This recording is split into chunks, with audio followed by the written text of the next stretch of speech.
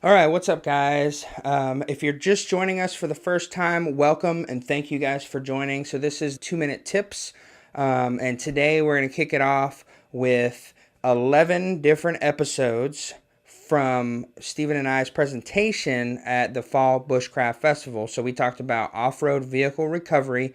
So we've got 11 different episodes coming up. So make sure you follow, make sure you like, and make sure you subscribe. And we've got more content coming at you.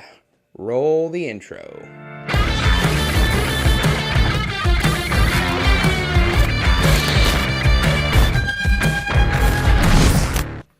All right, in today's video, Stephen is going to be talking about the winch and a couple of accessories that are kind of specific to using winches.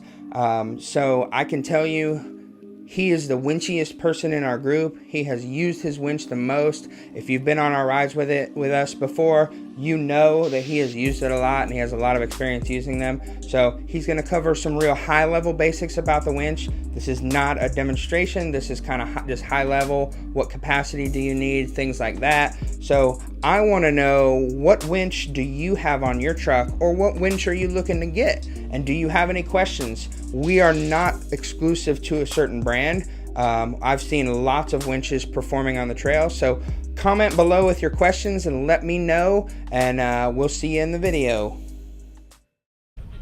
So we're going to talk about winching briefly. We'll talk about it in more depth later today. But I've got a winch on the front of the vehicle. It's not something I can bring out here to show because it's built in at this point.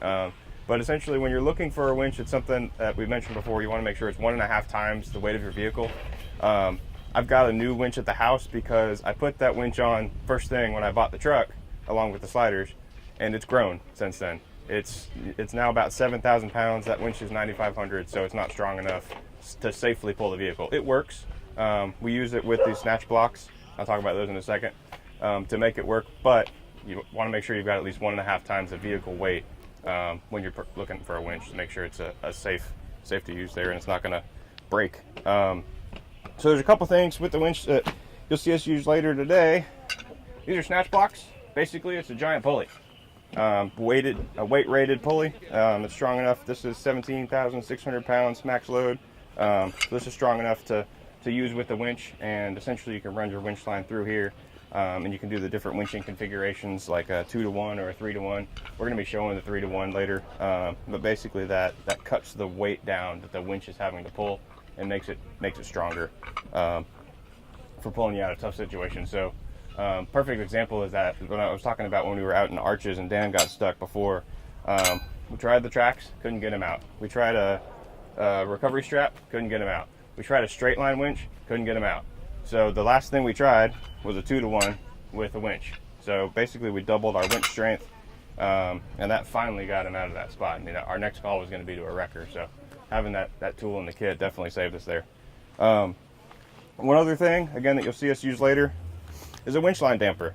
So you don't have to buy one. I did, to make sure we had something for demonstration purposes, because you can just throw a heavy jacket or something like that on there, tie it to the winch line.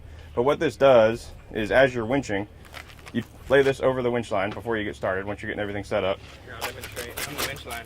Okay. So you lay it over the winch line, and then put that back together. And essentially, if the winch snaps, this is going to give it a little bit of weight to pull it down. There's a lot of videos you can find on YouTube and stuff of that nature where you see winch hooks shooting through people's windshields. This will help prevent that.